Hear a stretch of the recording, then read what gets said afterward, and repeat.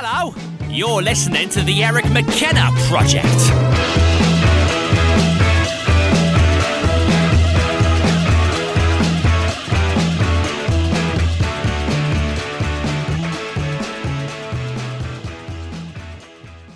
All right, so we just finished up our roundtable end of the year show with Rocco Koza, Dave Grimm, Frederick, and myself. That's editing is almost done on that at the time of recording this. And this was supposed to be our year-end show. You and I got delayed, and we're just over the crest of the new year. So Happy New Year. Happy New Year, folks. Happy New Year. Happy New Year, Eric. Oh, look what he's drinking. Yeah, Dave will be proud of you, because that bottle was gifted to me from Dave, his first stop here many years ago. I didn't dive into it, and we dived into it a little bit the other night. Like that stuff, huh? Yeah. You're the only guy, so I have to say this, but you're the only guy I know in my sphere that carries mixers in their car. You never know when you're going to need a mixer, you know. So, I don't even know where to go with that. Yeah, you know, I've got a couple different varieties here. I got, you know, I'm partial to the black raspberry, so I got a little some bubbly or buble. I'm sure you probably also have, I'm guessing, you know, margarita mix. Oh, it's my car, dude. Yeah, a blender, popcorn machine. It's my car. You know, it's just, you never know. Like the other day, you never know when you're going to need a straw. You never know if you need a fork. There's a fork out in my car. If you need some straws, I got some straws out in the car. I should have brought them in for the drinks, but you never know. You know, it just so I've got mixers out there. Oh my goodness! With a bar. If anybody's ever seen my car, and you know, dude, it's filled with like potato chip. I've got every kind of potato chip you want in that car. It's just like I reach back, grab a thing. I was carrying around a box, one of those trick-or-treat boxes of multi-pack snacks, and I just reach back, grab one. Yeah, you never know when you're going to need one. You never will know when you need a good potato chip. Well, that's right. You know, you're sitting there, it's like, damn, you know, I'm stuck in traffic. I got some chili-flavored Fritos back here. You still doing those chip reviews? You know what, man? And I feel really bad. I had my good friend Jonathan Garcia. He gave me a bunch of chips, and he's like, "Look, I need you to review these." And I just never. When did this become a real thing? I never got around to that. This is no shit. Explain explain what you're talking about. So I was bored. You don't say. And by bored, I mean I was drinking a lot because it's so because when I get bored, hand in hand. Because when I get bored, I have like to tip back a few, and one day I was in Europe, and my God, people in Europe, you guys get all these great chips, and potato chips. They have the different flavors than we get over here, and there's like some disgusting example, dude. There's like pickles and mayonnaise, you know. It's just like, that's a chip. That's a legit chip. Of course, they get prawn, and then, you know. Wait, what? That prawn, like shrimp flavored potato chips. It's called prawn? Prawn. They just call it prawn. Prawns, yeah, they're like prawns. I know what prawns are, but they just call a potato chip prawn. Well, no, it's a prawn flavored. And it's usually like a Lay's or a, you know, like a Pringles. Pringles has all kinds of great stuff. But yeah, there's pickle and mayonnaise. There's prawn. Ketchup is big in Canada. Ketchup chips, ketchup flavored potato chips. So what? Oh yeah, dude, they're ketchup flavored potato chips. You gotta try them. I mean, I'm serious, man. You just gotta. They're good. They sound bad, but they're good. But so I started as a joke. We had all these on the bus. We had like 20 different like flavors of potato chips that you don't get ever. Oh, I love the. There's like a chicken flavored. It's like really good, you know. And chicken chips. Yeah. No, I had those too. One of my good friends. The chicken skins. No. They're like. Well, this is a whole different thing. I'll get onto the chicken chips after I do the reviews. Okay. But so I was, you know me. I'm just a jag off, and there's like all. I'm like, ooh, you know, I've never had mayonnaise and pickle flavored chips. And so, you know, I'm like sitting there, and they tasted exactly what mayonnaise and pickle flavored chips you would think they would taste like. And so, but I was like giggling, and I'm like, so then somebody goes, "Oh, you ought to do chip reviews." Wrong thing to tell me. That's like you telling me don't rush. I'm going to be late too. It's like a day later I show up. It's like told me not to rush. You think you I should? was surprised you were here today. Yeah, exactly. On time. So somebody said you ought to do chip reviews. So I did, and literally, and as a joke we posted one online, and it got like so many views. It's like, this is just silly, And so I do other chip reviews, and it became a thing. I know. And people started requesting. I know. Like, if I was going to their country, here's this kind of chip. You can come to my country, and the best chip in Germany is this. The best potato chip in Israel is this. And I'm like, do a chip review of this. Do it. And I'm like, and it became silly, and I just kind of like fell off of it. But my buddy, I had a buddy of mine, Jonathan Garcia, and he gave me like a ton of chips. He's like, "Hey man, you've got to do chip reviews for these," and I just never got around to doing it. And then for my other buddy, Mark, it was his birthday, and this is back in June, and I hadn't done a chip review for a long time. And he goes, "This is all I want from you for my birthday." I'm like, "What, man? Something cool. Give you something cool for your birthday." He goes, "I just want you to do a chip review." And it's Fred. So his birthday was like June 27th. I think like August 15th or something like that. I finally did the chip review, and what I'm finding now is these cats are giving me like the worst chips they can find for me to do these reviews. It's like, here's like, cat vomit and fucking buttermilk, and it's just like, oh, cat vomit and buttermilk chicks. These are great. Some of them I don't even think are real, I think that they just, because you can peel like the tape that they wrote in Sharpie on there. It's like cat vomit and barbecue, or buttermilk. Oh, man. But no, but like literally some of these things are horrid. And what was the one? I can't think of the one. It's on my Instagram. It's on Fred of Death Official. I did the review, and it was just like, I was so hungry at like an airport, and it's like 3 hours later. And I literally I'm back at the hotel, and I had nothing to eat. And I'm like looking at this half-eaten bag of nasty chips, and I'm like, but I ate them all. But yeah, it was some of these things. Some of the chips will leave a taste in your mouth, and you're like, God, that's foul, And then some of them are really good. Some of them, like the seafood flavors, right? Yeah. I'm not a big because as crazy as it gets in the States, you have like Old Bay. Yeah, I mean, like Old Bay Old Bay seasoning, and but some of the shit, man. There's some crazy stuff. The Mexican chips are the crazy chips. Some of them are so. It's like ghost pepper habanero chips. And then you're like, my, and then you rub your eye. You rub your eye like 3 hours later. And now you're blind, and your taste buds are burnt off. Your face is swollen. So you get shit like that. It's like, it must be a lot of salt. No, it's actually not a lot of salt to make me swell that bad. It's like I can't see shit. But I'll tell you what I do love, and I had a friend, a very, very good friend, that turned me on to chicken chips. Yeah, chicken chips. Oh, my God. I heard about that on Trailer Park Boys. They are amazing. Okay. And what they are, it's chicken meat. All right? Okay. I guess it's chicken breast, and it's cut so thin, and they fry them, and it's pure protein. It's got to be salty, though. No, it's actually not. They're great, and you can't even tell it's like a piece of chicken. I forget what the hell they're called. Chicken chips. But they're potato chips made out of chicken. I didn't think it was a real thing, dude. They're amazing, and they is it are a Canadian thing? I don't know. I mean, I got them here, and I think what I got was. Where's Jed? We'll ask Uncle Jed. Yeah, right. I think what we got were.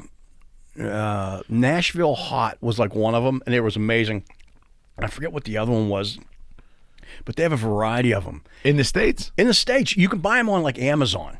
So it was always cool because I knew that was going to be like a present, and you go see these people and shit like, and it's like, oh, look what I got for you. Here, take some of these home with you. And I'm like, all right, okay. You go, and they're great. And literally, Sounds like something that was contrived during 2020. No, I was getting these like in a couple years ago. Like before, I wish I had them for 2020. I wasn't even thinking. Yeah, I'm broke. Fucking what do you got? I could go out and buy a box of chicken chips from Amazon. But I have other things to spend money on other than chicken chips. But you know what? That was. Those were always good. So, but if you get a chance, I'm gonna plug them. Chicken chips, whatever. I don't know, Chicka-boom, Chicka something, Chicka something, whatever. Yeah, they're. I thought Chicka-boom is popcorn. Yeah. But where is the popcorn machine? Eric, you've been slacking a little bit. I was going to bring it. But there was no room because I had all these mixers in my car. So. And the blender. The margarita machine was taking up the spot. That's what we probably should do. We could get a margarita machine in here? Yeah, I was telling Dave Grimm on the last show that we should probably bring a blender next time if they promise not to make a fucking mess. Yeah, let me in charge of it. Yeah, so maybe we can mix them next door. Will you do that? Oh, dude, I can make some margaritas. I can do some margaritas. You need to make me get me like a room of. Just set up a whole bar over there. Yeah. That would be fun. We can make some mojitos. Yeah, but it's no fun. I can muddle the shit out of some mojitos. Not to be on camera. You gotta have it on camera, man. It's more fun on camera, right? You know what? I actually thought about like stopping at a liquor store today, and I'm like, man, I need some Bloody Marys. And it was like, and he's like, I'm like, I'm running late. When are you not running late? But yeah, man, I could have really went for some Bloody Marys today. It's like one of those, because you have to be in a mood for a Bloody Mary. It's not like you get up in the morning and go, I've got to have a Bloody Mary today. It's like, no, it's not like every day. But like when let's put this for example. I didn't do anything New Year's Eve. Nobody did. Yeah, Thanks, Governor Wolf. Well, I didn't do anything. It's like you're sitting there. You know what I did? I watched South Park. They had like the South Park marathon on, and I was like, what's fucked up is I was sitting there watching South Park, man, and I'm watching it, and like holidays, I'm over at my mom's, and my mom's like, oh, South Park, yeah, blah, blah, blah. So I go over for New Year's, over at my mom. My mom made New Year's dinner. And she has like 83 episodes of South Park taped, because they've had like the South Park marathon. And she's in there, and it's just like, is it appropriate? Your mom. Yeah. She's like, yeah, you know what? This is pretty witty. It's pretty satirical. These guys are pretty funny, and it's just like, I don't know, you need to be watching that. It's like, no, I'm the adult. You shouldn't be watching that. That's not something, because where does the line get drawn? Because now I can't watch it anymore. You ruined it for me. Yeah, you ruined it for me. My parents are, my mom's watching this. It's like, now I got to go find something else to do. That's funny you said that. My folks went and saw the play from Trey Parker, Book of Mormon. I remember. And it was, and my folks, I think you heard that story. My folks went to see this because they had a subscription to the Broadway series. Right. And South Park was validated for me as something really cool because my parents walked out after the first 15 minutes. A lot of people walk out after. You know what? That's one of the Book of Mormon is one of the best shows. And I know exactly the part when they walked out. Good Catholics, I know the exact part when they walked out. And, I'll tell you what, man. You sit there and you're watching like Book of Mormon, and you're like, what they did that? Oh my God! But how could it get any worse? Oh my! And you're sitting, and it's great. I've actually worked the show. I did props on that as a local, And I've been an electrician on that as a local guy, but I've seen it like 3 or 4 times. I saw it in New York. We went and saw it on Broadway, and I'll tell you what, man, I can't say enough good things about it. I miss live theater, and that's one of the things that I want to see. That I want to see Hamilton too. I've never seen Hamilton. What's the fuss about? I don't know. I really don't know, and that's why I want to check it out, man. People say that's great. It's great. Mm-hmm. It's no Book of Mormon. You don't say. But I want to see Hamilton. I want to see I'm looking forward to getting back to normal life, and But I have a couple questions from some of our old guitar buddies that contacted us, and they said, "Hey, next time you're sitting down with Fred." Nick wanted to know what was the most fucked up thing, in your opinion, that you experienced in 2020 due to all this nonsense. The most fucked up thing, the worst thing you experienced. And he wanted to know because he thought it was going to end up being funny. What's fucked up is I'm not fucking working. That's fucked up. You're talking about a guy that when I do work, I work 18 hours a day. That's true. Every day. That is true. And it's rare that, whether I'm doing a movie or a TV show or guitar tech, and figure on TSO, we get up at 5 and we go to bed at 1. We're 20 hours a day. That was a real job almost. Yeah, right. And then all of a sudden, I have nothing. The adjustment for me, that's what, because here's what's great. The fucked up thing is just like going full speed all the time, damn the torpedoes, I'm here. And then all of a sudden it's like nothing. And you're sitting there going, you don't mean I don't have to get up? Really? And like I said on the last show, man, and here's me, I'm an idiot, man. And everybody's like, what are you going to do? And it's just like, I have no plans. I'm a feather in the wind, man. It's like, I'm just, you don't know what you're doing. Yeah. But I can do whatever I want. So, I started fixing guitars again to help things, but I think that's the most fucked up thing is just not fucking doing anything.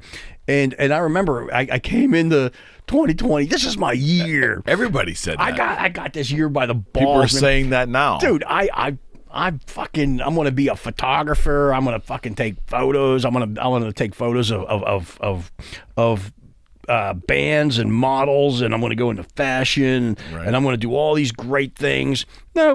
That's what's fucked up. I became fucking known as a photographer for taking pictures of bugs. Fucking people love pictures of my bugs, man. I'm like, I won awards for my fucking pictures of bugs and a bridge.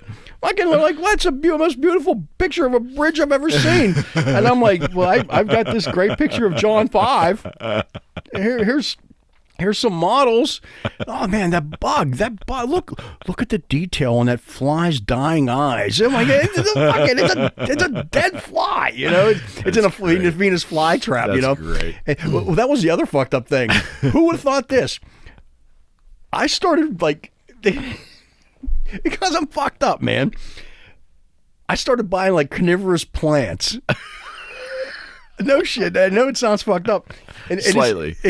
But I'm on Amazon going, Venus flytrap. Yeah, I think I would dig having one of those, And so I fucking who wakes up in the morning exactly because that's what's you want to know what's fucked they're up. They're gonna buy a Venus flytrap today because that's what's fucked up. You know what I mean? Because and this is the most fucked up shit that I've done in 2020. So I'm sitting there one day and I bought a Venus flytrap because I got high for friends. No, I don't even. That's what's fucked up, is I don't even get high. Fucking. So I'm sitting there and I'm thinking, because I'm trying to entertain myself, and I bought a Venus flytrap for a friend for Christmas and shit like that. And you know what?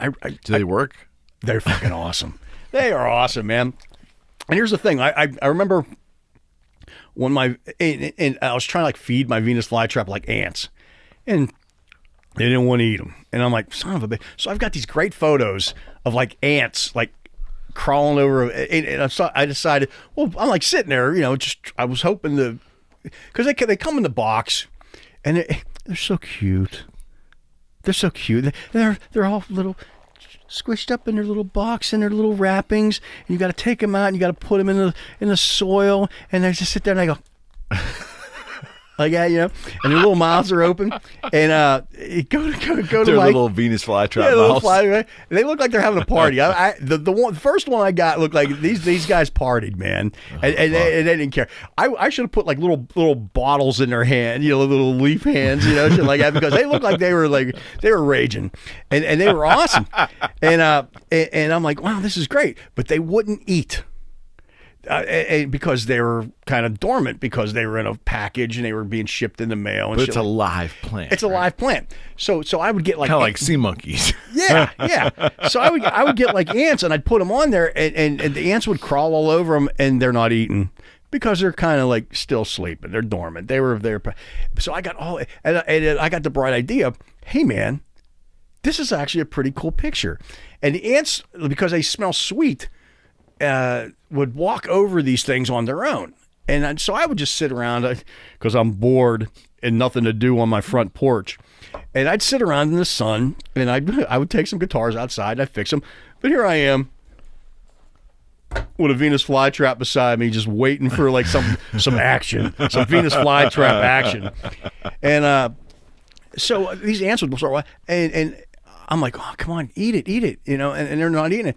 And so one day I was like, you know what, this would be great. I'll go get a camera, and it's like daredevil ants, and they're like walking on these like. So I got these great shots of like these ants walking across Venus flytraps, and they wouldn't eat them. Why? Because they were dormant, because they were still sleeping. Because they were kind of in shock from being shipped. You know what I mean? How long did this last? So anyway, for like about a week. But I remember waking up. And I went down to pick up my Venus flytrap because I put them outside, and I'm all happy. I'm like, "Good morning, Venus!" Oh my god! And there's just like things sticking out of it. He caught a daddy long legs, and I freaked out. And I'm like, "Oh my god! He got something on his zone. He's look at it!" But the poor daddy long legs, his legs are sticking out of the thing. Like there's pictures on my Instagram, and I'm like, "This is great, but this is just so horrifying." I'm like, you asked for fucked up. I'm giving you fucked up, and I'm like, this there you go, Nick. I'm like, this is fucking horrifying, and I'm like, this is so. Here, let me put this down. Let me stand up, get a camera. I stepped on the Venus flytrap, and I killed it, and I'm like, no. So You're traumatized, dude. I have happy photos, and they're all sitting there, and then I like kill one. It's not an animal, it's a plant. It's a plant. And I killed it. I snapped its head off. And I'm like, and the other two were like sitting there going, come on. It's like, you asshole. And I felt so bad. And so, and I'm like really bummed because my plant finally eats something and I step on it. I was all excited. I was going to get a camera. I step on it. And so I'm sitting there and working on, trying to, and of course I'm taking pictures of bugs in the yard and stuff like that. And I come back and there's this fly, and it caught a fly, but it hadn't closed yet all the way, but the fly was like stuck. And so I took these pictures of it, and this fly like has been like shown in like photo exhibitions, like the Venus flytrap eating the fly.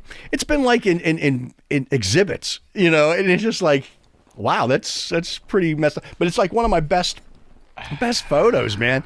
And so that's pretty fucked up. But I became, I bought like stay off the drugs, kids. Don't do drugs. But that's just it. I'm not doing drugs, because I don't have any money to buy drugs because I'm buying Venus flytraps. And so I ended up buying 3 Venus flytraps. And so I had 3 Venus flytraps, and I had an Indonesian pitcher plant. A what? Yeah, that's right. You heard it. Indonesian pitcher plant. And these things live in tropical jungles. So right now it's not doing very well in my kitchen. But so they make like these pitchers, and bugs come along, and like they're like filled with water. And these bugs come along and they smell something sweet, and they go down and they look, and they fall in these they look like a water pitcher. Like they really look like a water pitcher. Okay. And they're hanging off these leaves, and that's how this plant eats. It like lures them in. And so you want fucked up? I started learning about. Oh, this is fucked up. I started learning about Venus flytraps and carnivorous plants. And next year, I already have in the spring. I already know what I'm going to get. You know, I've got the pictures on Amazon, and so you know. But literally, that's what's fucked up. That's the most fucked up thing about. He stepped on his Venus flytrap. Yeah. Well, yeah. And here's the damn thing, too, man. Is they have personalities, Oh, man. get the fuck out of here! Get the fuck out of here! You're talking to your plants now. Oh yeah, dude. Yeah. But that was the most fucked up thing for me. Is just getting shut down. Yeah, just getting shut down, getting bored, and trying to find things to do. I mean. I made my New Year's resolution. Here's the fucked up thing. Here, you want more fucked up? Here's the fucked up thing. I started 2020, top of the world. I'm happy. I'm happy where I'm at. There's nothing bad that's going to happen to me. Of course not. I'm king of the fucking world. I weigh $187. I've got abs and obliques, and I'm great. Guess what? They shut the gyms down. And guess what happened? My motivation left. And You're not alone. I ran out of chicken chips. It might be because of the chicken chips. I'm about 200 pounds now. I'm out of shape. I'm miserable. So for 2021, right? You know, it's the same as 2020. It's just everything just got paused for 12 months. Yeah, somebody went woo, and then they realized it still sucks the next day. I can't do anything. You know, I'm stuck here in my closet, and but I actually did, and I told myself this: I'm going to start slow. I did a couple I did a couple sit-ups, but. I don't know if you can consider them sit-ups because it was me trying to get out of bed and then laying back down and the alarm going off again and I get up out of bed and I lay back down. What the fuck is the deal with New Year's resolutions anyway? Fuck that. They don't count. They don't count. You know what I'm going to do? They don't count. Here's my resolution. I'm going to be a better person this year. I've already ruined that. People I just bitched out in the crosswalk outside. Yeah, they're not. I'm a horrible man. Okay, so another old Boogie Street customer of ours, Mark. He says you'll remember him because he sent me booze. He did send you booze. Yeah, but he also had the HB 35 that Red had the broken neck you fixed. Yeah. That way you remember. I remember him for the booze. There you go. He wanted to know if you will confirm or extrapolate on a rumor he heard. It's all I'm true. not going to say where he got it from. That at one point in your life, somebody asked if they could store one of their vehicles in your driveway. And what turned into... I tell that story. They assumed it was going to last a little while, and then years like later. years later. A couple years later, I have a car rotting off its frame in my driveway. Yeah. Is that true? That's true. That's true. And it's actually like, it's pretty funny because being a homeowner at the time, before I lived in a closet. Before he lived in a van down by the river. Down by the river. Well, that's a hip thing to do now. If you noticed on like YouTube, like all these people moving into vans. What do you think I got the fucking mixers in the car for? I got a bar. You're halfway on your way. They have food trucks that come by. Fucking. I'm the liquor guy that comes down in the van by the river, and it's like, hey man, you guys, I sell shots out of the back of my Tucson, and single cigarettes. Fuck. Oh shit! But yeah. So I told my buddy. My buddy goes, "Hey man, look, I'm I've got some things doing." He was like living like next to Mario Lemieux down in Swickley, like a real rich part of town. Like Lemieux was his next door neighbor, and he's like, "Yeah man, I've got this van that just." They want me to get it off the street. Can I put it in your driveway? Here's me. And you're married at the time. Oh yeah, man. Let's throw it in there. What is it, a couple days? Yeah. I just got to figure out what I'm gonna do with it. years later, and numerous cop citations later, they're like, hey man, you gotta in your front yard. Yeah, it's in my driveway. They're like, you gotta move this thing. I'm like, it's not mine. And they're like, what do you mean it's not yours? It's been out of inspection for years. Wow. And I'm like, you know what? I'll move it. And then I'd go on tour. So I didn't have to look at it. I think this is where he heard this story. Exactly, guys. And so this fucking thing sat there for fucking ever. It finally rusted off the frame. And I will say this, I didn't do it. I was on tour. My buddy came and he towed it.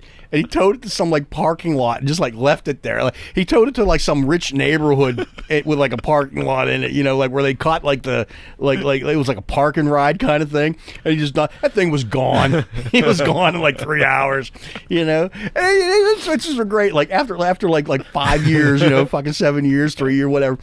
The wife must have loved that. The dude comes back and goes, hey man, what happened to my car? What the fuck? What the fuck are you talking Wait, about? the guy came back and asked for the car. Oh man, that was my sister's car. You know what? It's gone now. Wait a second.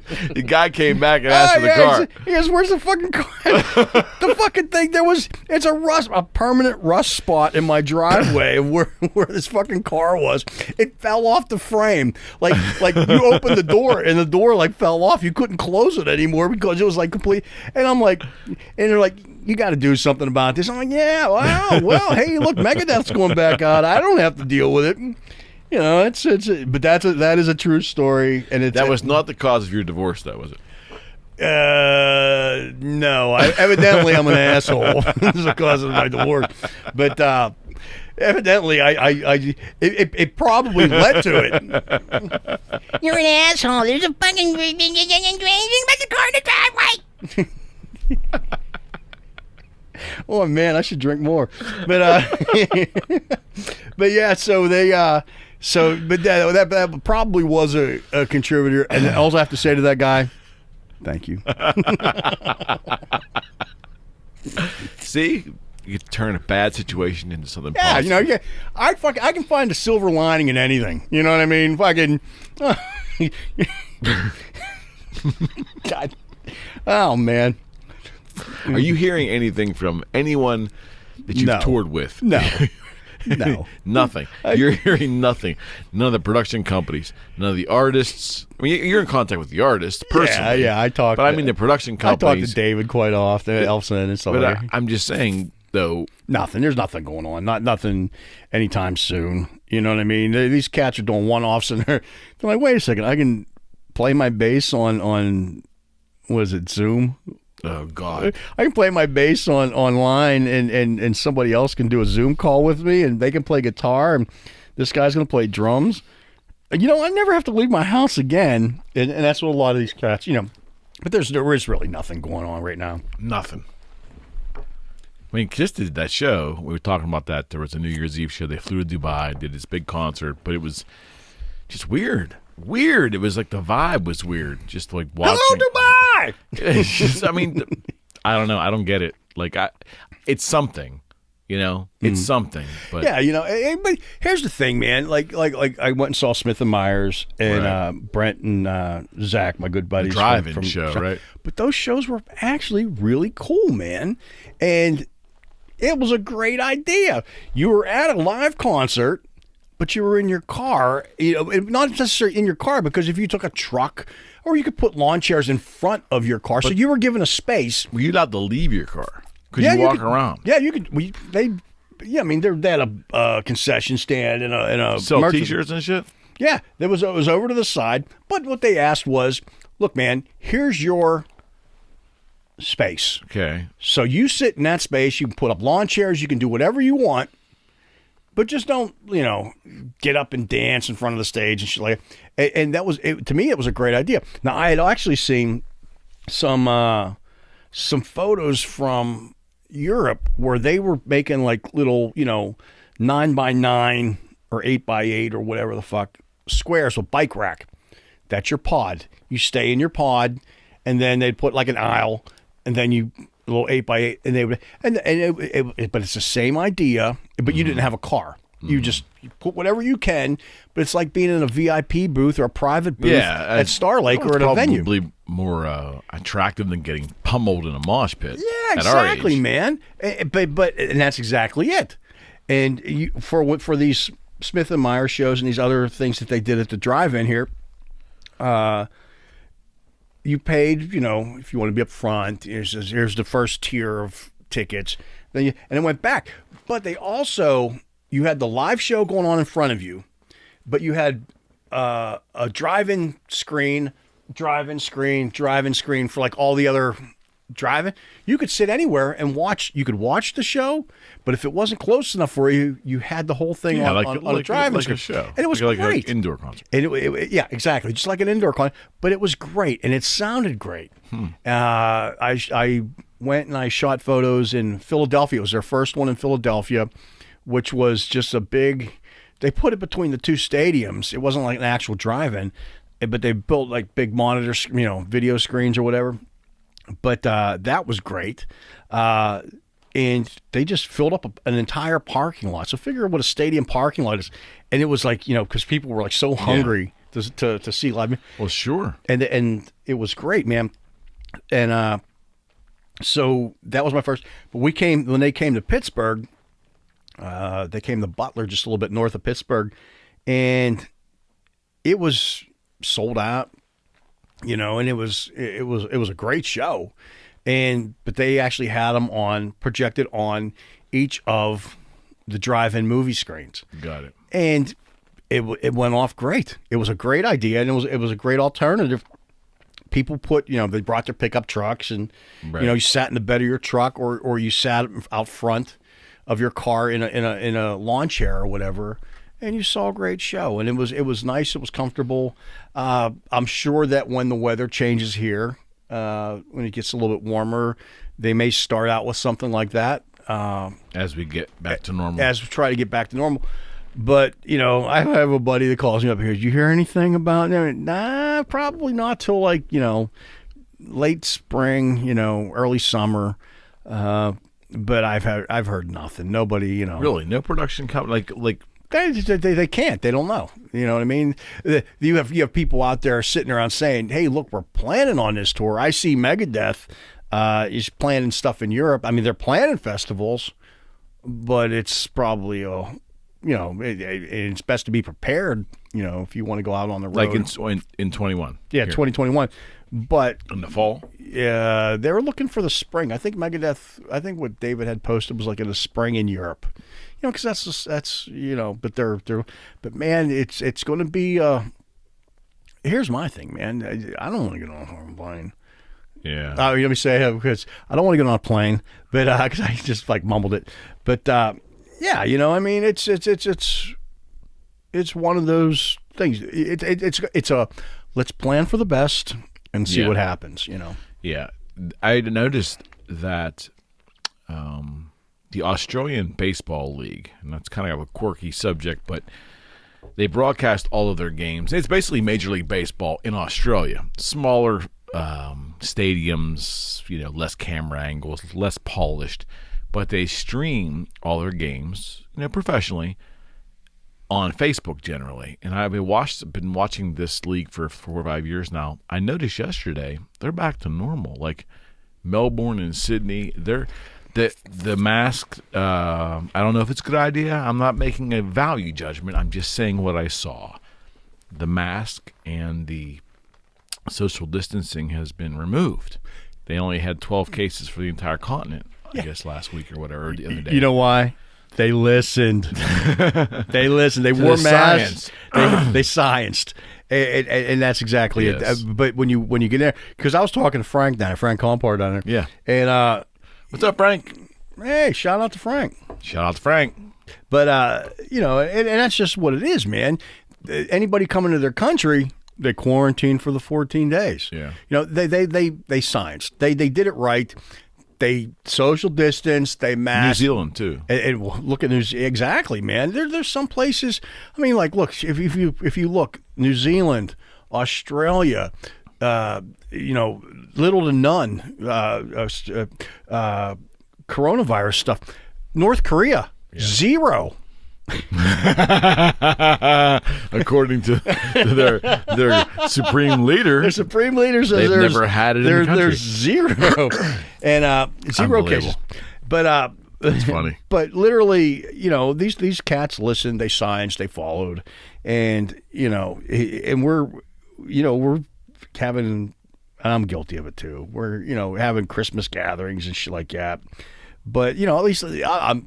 Me, I'm a germaphobe. I bathe daily in that in hand sanitizer, even when it wasn't.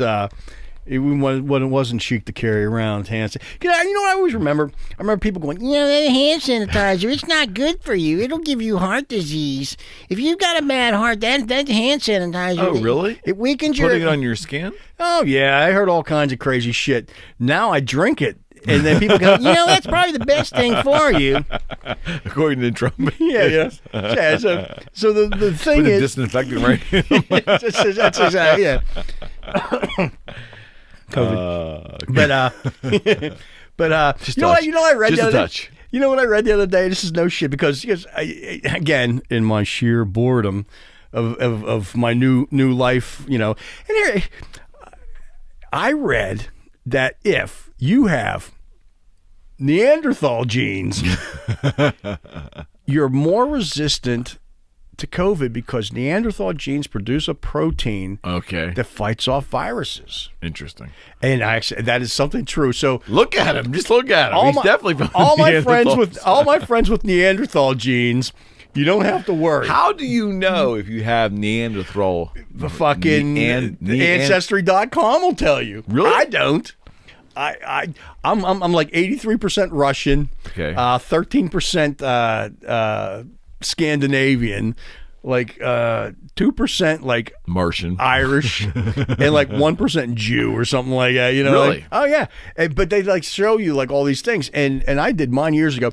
But here's what's fucked up with my Match.com. Here's my ancestry. We can go there.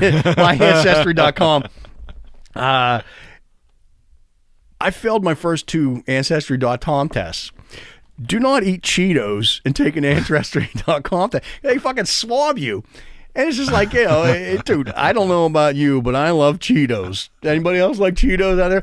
As much as I do. It's not easy being cheesy, Eric. And I hate these. And then you have somebody come up going, hey, man, look what I got you for Christmas. It's an Ancestry.com thing because I think it was really cool. And Groupon had them on for like, 2 for $50. And so, I'll do one, but here, look, I got this for you. And I'm like, all right. Yeah, so I sent it in, and the orange finger should have been the giveaway. Sitting there, I look like I got a commercial, like a Cheetos commercial, and so I'm eating these Cheetos, and I'm like, oh, I swab it, you put a little spit in there, and you send it in, and they're like, yeah, this isn't good. This shit just will not fly. I came back, I was Russian and Scandinavian, and pretty much everything I already knew that I was. Really? So it was accurate. You're one of the few people that I know that actually did it and was not surprised. Yeah, my family's from Russia, and they came over in like 1918 or whatever. Okay. And then my mom's family, they were from Poland and Belgium, but they had red hair. You know what I mean? So they're Nordic. This is Scandinavian. And so yeah, it was pretty.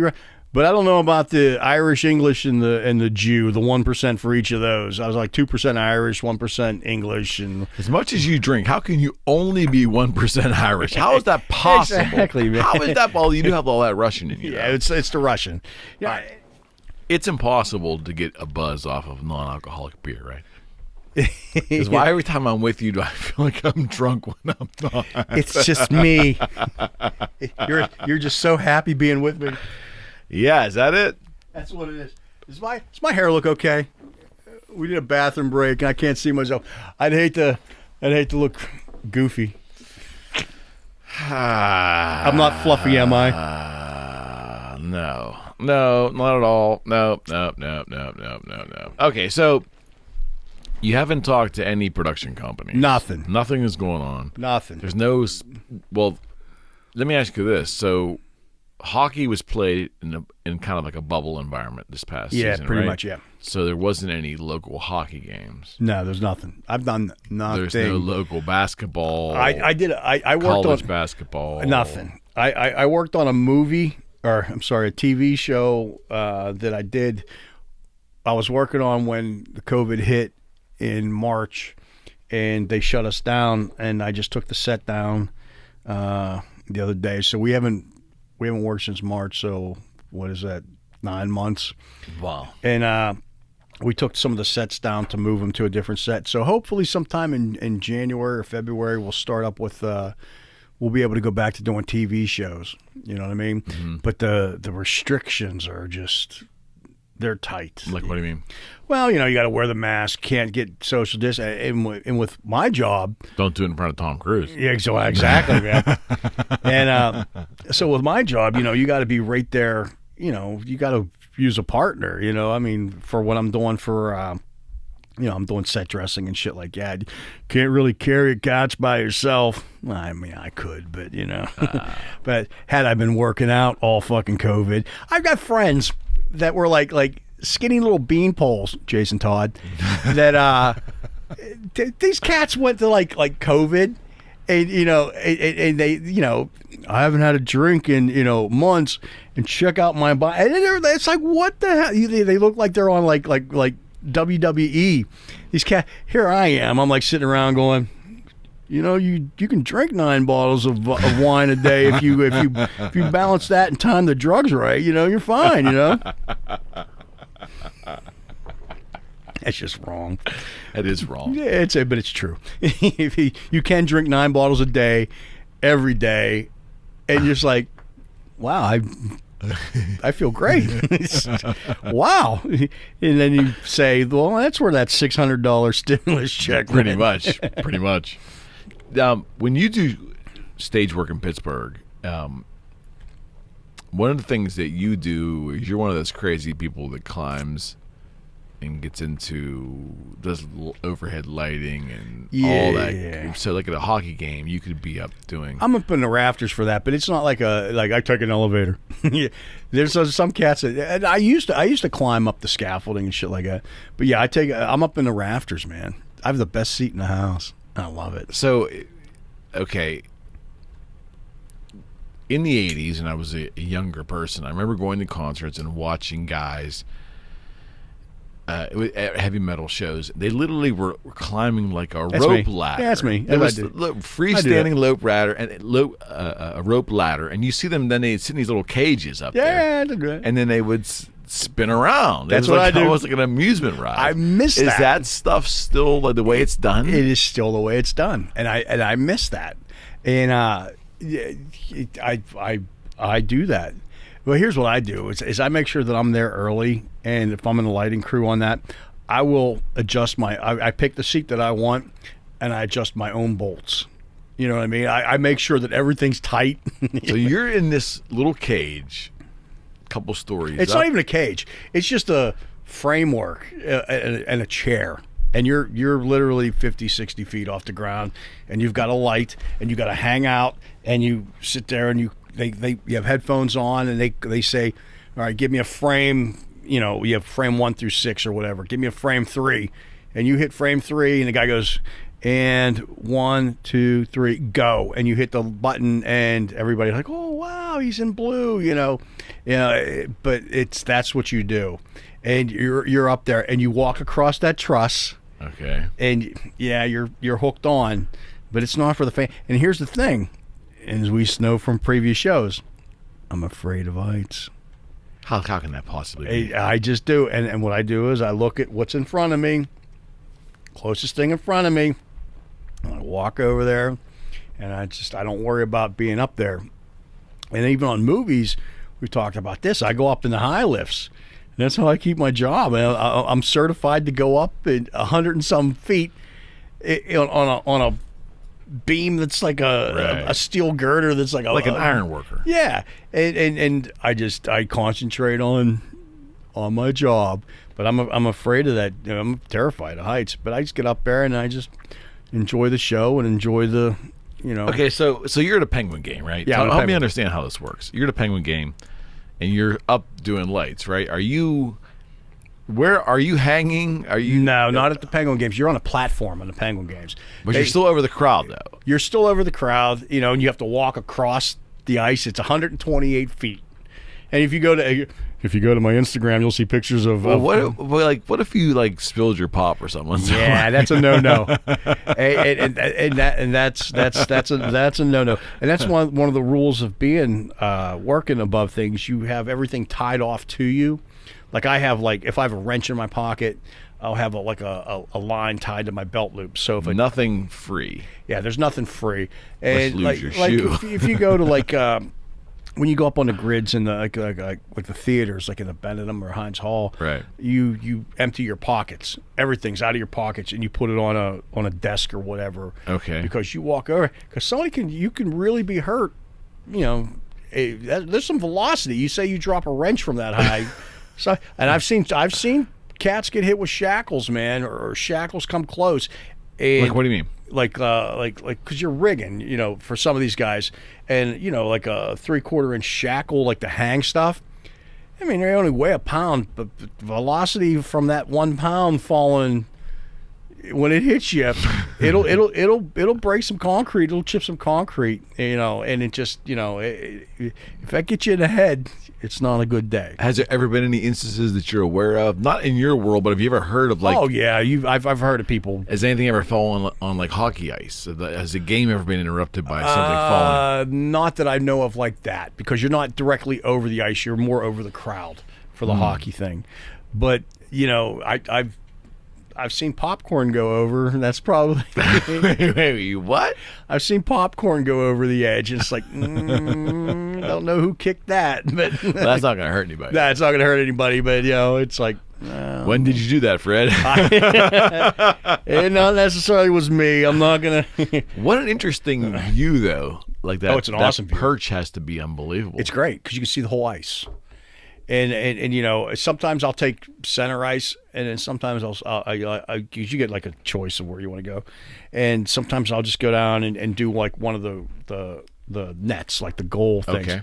And so what happens what I do is literally there's one guy that if there's like an interview, he just turns on the light for the interview, so they have lights for the camera, and you just sit there and enjoy the game, and it's great. And then the other thing is when they score a goal, like when the Penguins score a goal. Oh yeah, then the spots go flying all around. Yeah, that's what we do. That's you. That's you what we guys. do, and it's awesome. And Okay. and you just sit there and watch the game. I got in trouble one time. You don't say. I hate Don Cherry from Hockey Night in Canada. I hate that guy. Why? And he hates the Pens. He hates the Pens, and he was ragging on. Something I'm getting him confused with the other guy. He's like the old guy. He was Okay. and He got fired, didn't he? And he was ragging on Lemieux one time, ragging on Lemieux. I'm like, fuck you, Cherry. And then like, yeah. Somebody got reprimanded. Yeah, got to keep it down up there. Because he was like right below me, you know, and I'm up above him, and I was like, yeah, screw you, Cherry, you know, you old bat, you know. So you did this all through since when, the early 90s? When did I start? Yeah, like 30 years in this fucking business. Wow. Yeah, I got out of school in 91. I think I was stagehanding at 92. I got out of college 91. I was directing TV commercials in 92. Fuck, it's been. That's what I'm saying. It's been a long time, Eric. It's been 29 years. And you've been doing it consistently all this time, and you mix in all the touring, Yeah. and then everything coming to a complete, absolute dead stop. And that's exactly it. I mean, I've been making movies since 90. Right. I started making movies, and you know, and on those you do, you know, 16 hours a day, and then you know the hour drive, you want to be there early and be at home or whatever, and you do that every day, you know, 5-6 days a week, sometimes 7, and it just to absolutely stop was I didn't know what to do with myself. Yeah. That's. I think because most of society, I'm guessing, stopped completely. Unless you were a quote unquote essential worker. But some industries came back, like after a month or two, our industry came back. Yeah. But you're still in an industry right now that's just got pummeled. Dead. It's dead in the water. Like I said, hopefully we'll get some movies coming up, TV shows next month. We've got. It's Pittsburgh. We do well here, and we've got a great film and television. They shoot a lot of stuff here, so we're pretty active. And so I'm hoping that it'll start kicking up here pretty soon, because on the concert front there's nothing, and that was one of the things about COVID and lockdown. Again, I'm coming into 2020. I'm on top of the world. I'm gonna. This is my year. King of How many millions of people would say King that? of all bad decisions. It's like, man. Here I am, and it started off great. It really did. It started off great for me, and I was happy, and I was where I wanted to be. Right. And that'll just it turns around in an instant, Tear you up. Yeah. But what happened was we talked about this on What the had other show. happened is. What had happened was, and shout out to Steve Berger. I know. I just funny we said that. The first thing I thought of was, holy shit. He's right there. He's right there. The hitman. What had happened is, he used to go, what had happened is. So that southern drawl. But the thing was, man, is all these years of touring and being away, and it kind of like took me away from remembering things that are important, things how I got there, people that are important, people that got me there, and what I did to get there, and so it was 2020. I think if anything would be like a reflection. I started out, and then I got humbled, and then I said, "Oh, remember how to play bass instead of fixing them?" Right. And I'm like, well, "Yeah, I used to play, didn't I? I can still do this. I did." And so I started playing again, and I've started looking online, and I was like taking like lessons online and shit like that, and just like watching, because I wanted to play piano. I wanted to learn how to play, and so I'm paying like $30 a month to learn how to play keyboards, and I'm like, wait a second, this, you know what? It's something different, but let me master my craft again. Right. So I went back to playing bass, and I started playing like music that I never played, that I wasn't comfortable with. Right. And that helped me. And then I started playing an instrument I wasn't comfortable with, which is a fretless bass. Mm-hmm. And I've got a lot of really cool from playing out, because we go to this bar, and everybody's social distance, everybody wears a mask, you go up on stage, take your mask off, and play, blah blah. And but it was like, it's just a jam night, and so we never really practiced these songs. Somebody goes, "Hey, do you know this song?" And you play it. But I remembered, hey, I can hold my own on this. And so I just started playing again, and I fell in love with playing once again. And so there's a benefit of 2020 then. Yeah, well, that's just it. So I started out king of the world. I got humbled, and then I got back to where my roots were. And remember, and so I started playing again, and I started playing with old friends that I hadn't seen for like a long time, Right. And you go, and then I made some new friends that could play, and then I started playing music that I was unfamiliar with, and playing a fretless bass, which I've always had them, but I just never was proficient at it. Right. And so I started playing that, and then my technique changed, and then everything I did, it just all started, and I'm like, oh, I remember this, and I remember, and so so there is some positive that came out of it, and and so now I play with I play with some great musicians, and I learned a bunch of new things, so I was happy with that. And then I started saying, back in the before all this happened, I used to do guitar repairs, and somebody would go, "Hey man, look, I know we play here on Thursday nights, and do you think you can have this guitar? Can you put some new pickups in for me by next week?" Yeah, no problem. So I put some pickups in, and it was challenging because it was like a hollow body Gretsch, and it was just like, wow, that piqued my interest again. And so I started fixing shit again, and it's like I said, this plays great. Can you do enough? And so now I'm back to fixing things and learning to play and fixing. Right. And then I had a buddy of mine call up and say, "Hey man, could you think you could make me a strap?" And I'm like, "I used to make guitar straps." "Yeah, I'll make you a strap." So I started like doing the things that I used to do. Right.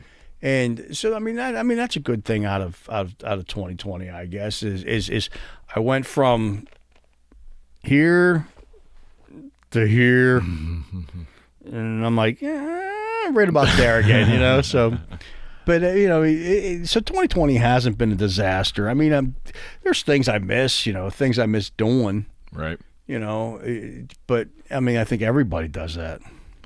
All right, so our Boogie Street friend Mark wanted me to ask you about jumping out of a perfectly good building in Las Vegas. Did that happen, number one? Yes, it happened. Of course it happened. It's me. You know what's fucked up is I was just thinking about that the other day. I wish I had that video still. But I think somewhere in my mind, like 10 years ago or so, I think you showed me this video. Were you holding the video while you were I had a GoPro. I had a GoPro and I jumped off the stratosphere. That's what it was. And it's something you can do. And they're like, Flavor Flav does this like every week. I'm like, what the fuck? So Flavor Flav does this every week. But so we were given the option of driving from like Texas to Vegas. No, who's we? Where we were with Megadeth. So while you were touring with Megadeth. Yeah. We could drive from Vegas, or from like Dallas to Vegas, which takes like a day. Okay. Or we could fly Frontier Airlines for $49 and fucking have a day off in Vegas, true day off in Vegas. And you look at your buddies and you're like, "What do you guys want to do?" And they're like,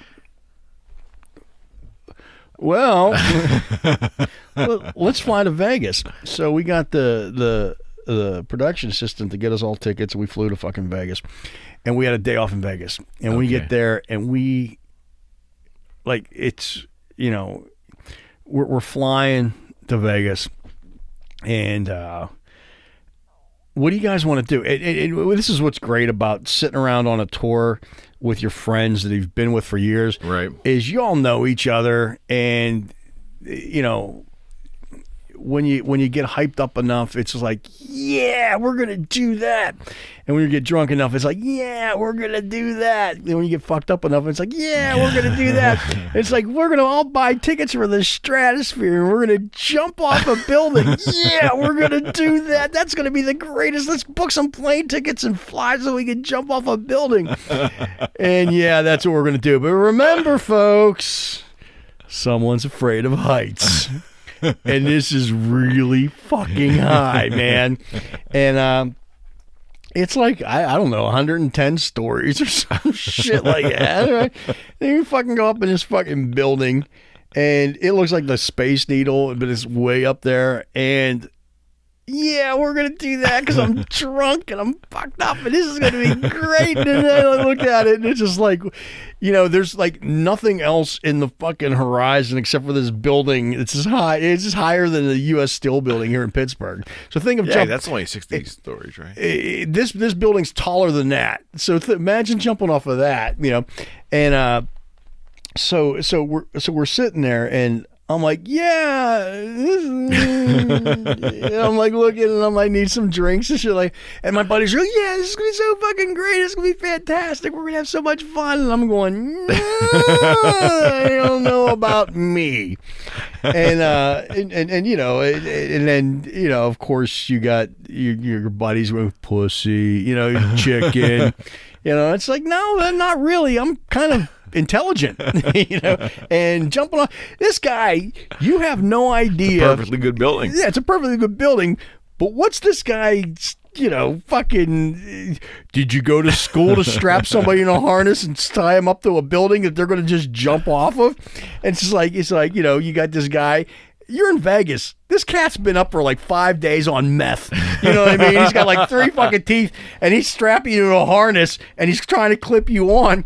And you're going, yeah, I absolutely trust you because I've been drinking fucking Jack Daniels for the past 28 hours. Strapped on by a meth head. Yeah. He's got like 3 teeth, you know. He's like, well, hey, man, you're about ready to good to go. I just need you to stop right there. And that was the one thing about the video. It was funny because you can tell I'm loaded. You know, and I went up in this building with a girl, you know, because they pair you up. Okay. And then, you know, I'm like chicken shit, you know, because I don't like heights. And this girl goes on, and she's like, oh, this is great, blah, blah, blah, blah, blah. So, you know, we're going to have so much fun jumping off this. I can't wait. I've been waiting to do this, blah, blah, blah. And she just goes and she jumps off the fucking building. And I'm like, you've got to be, and this is no shit. Some woman goes, wow, your friend is so graceful. And she just jumped right off it. Is she a dancer? I'm like, what what makes that graceful about jumping off a fucking building and being graceful? And I'm like, because you can watch for like some observation. I'm like, yeah, man, they just, you know. And here I am, I'm the next in line, and I'm going, some chick just jumped off a fucking building. Gracefully. Yeah, gracefully. And you know, looked like Peter Pan jumping out there doing this shit. I'm like, it's my turn, and I've got all my buddies, and here I am, you know, whatever it is, 900 feet, 1,000 feet off the ground, and you look down there, and it looks like literally ants. Well, yeah, ants, but like a Wile E. Coyote bug or a Roadrunner thing, okay, and it's like a little target that shows you where you're going to land. And you're and when I mean it's little, from 1,000 feet, I mean it's 10 times higher than I am in the arena, and I'm afraid to go up in the arena. Right.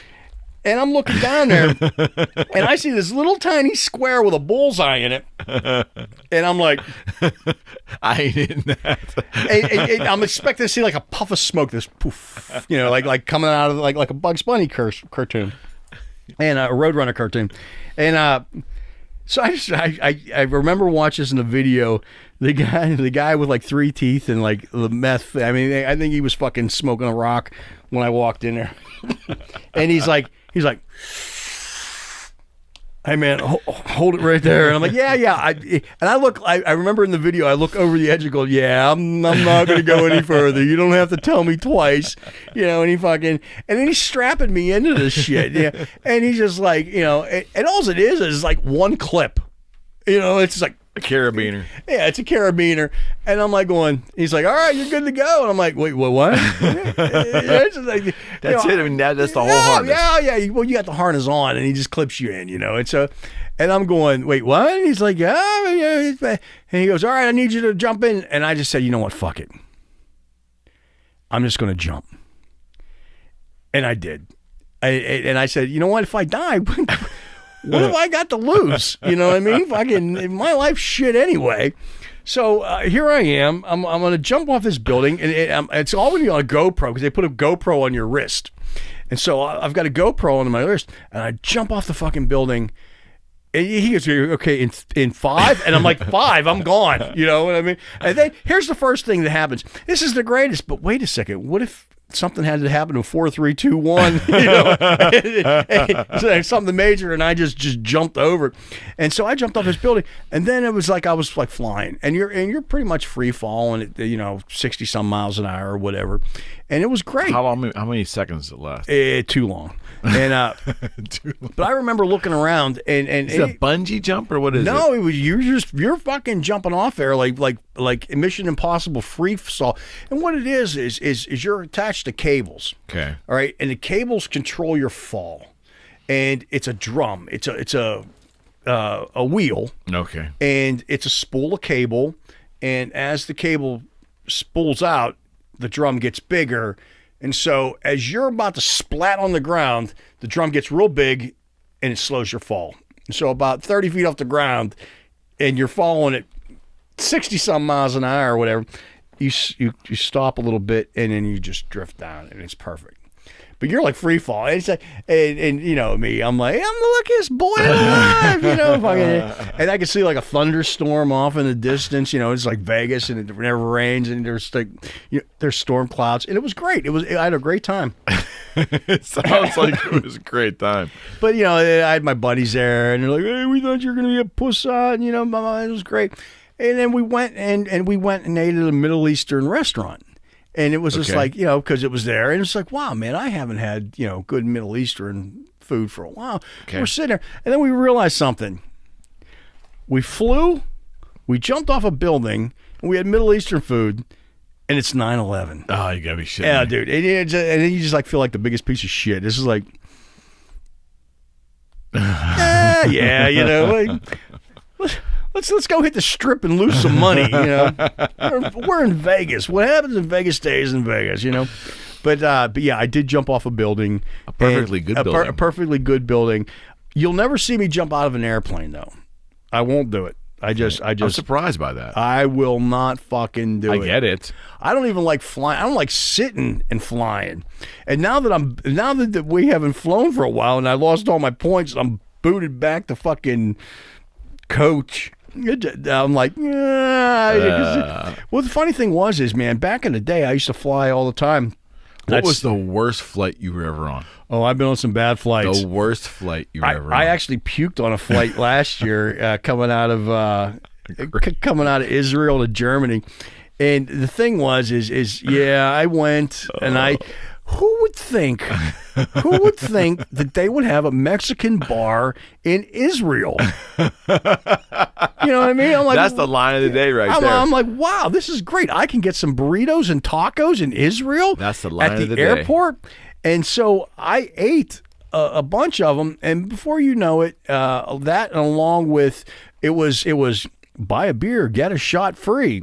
Now I don't know if you know this, Eric, but I can drink a lot of beer and I can drink a lot of shots, and that doesn't go good with Mexican food in Israel. Jewish themed, no, Mexican themed.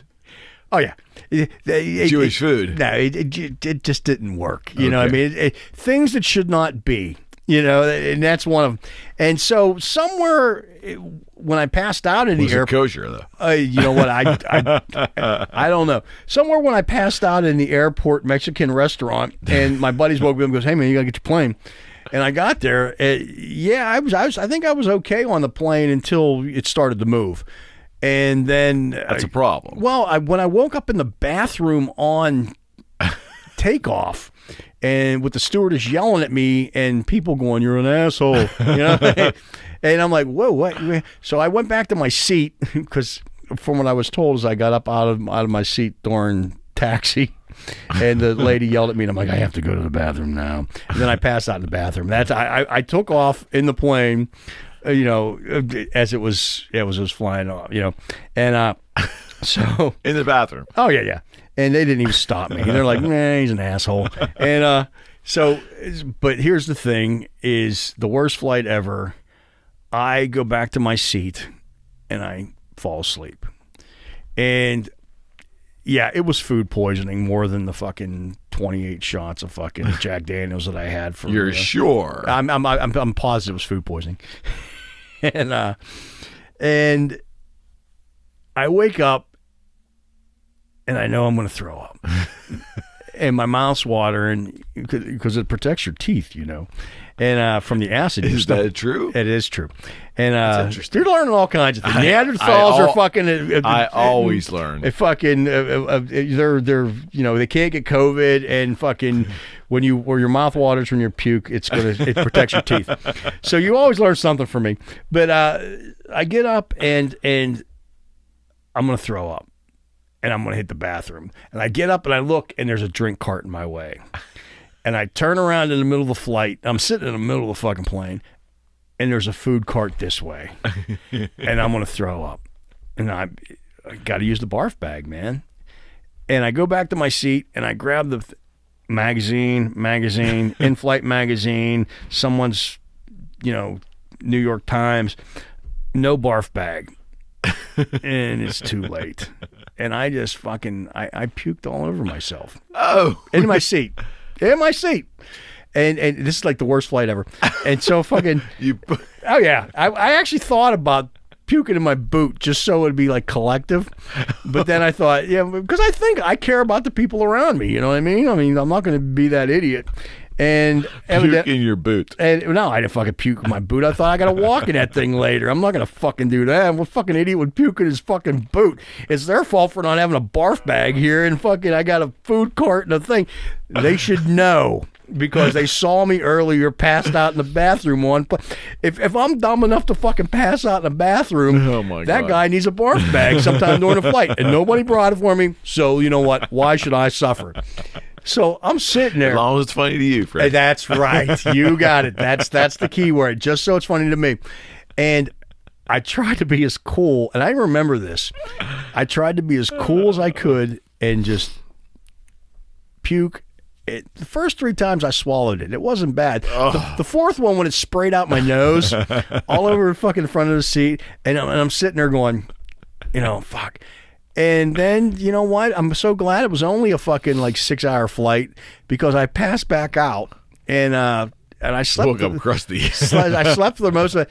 But you know what's great? The people's looks around you and the stewardess. And here I am with a new band trying to pass it off like nothing happened. And I'm thinking, wow, this is fucking great. Nobody knows what happened. And people are like, you fucking idiot. The whole plane, the plane stunk. I'm puking. It's like tacos and fucking burritos and alcohol and Jack Daniels. I smell like a Jack Daniels distillery. It was just like a bad day. I got bad news that day. I saw something on Instagram that fucking pissed me off. I'm like, fucking choke you. You're sitting there drinking.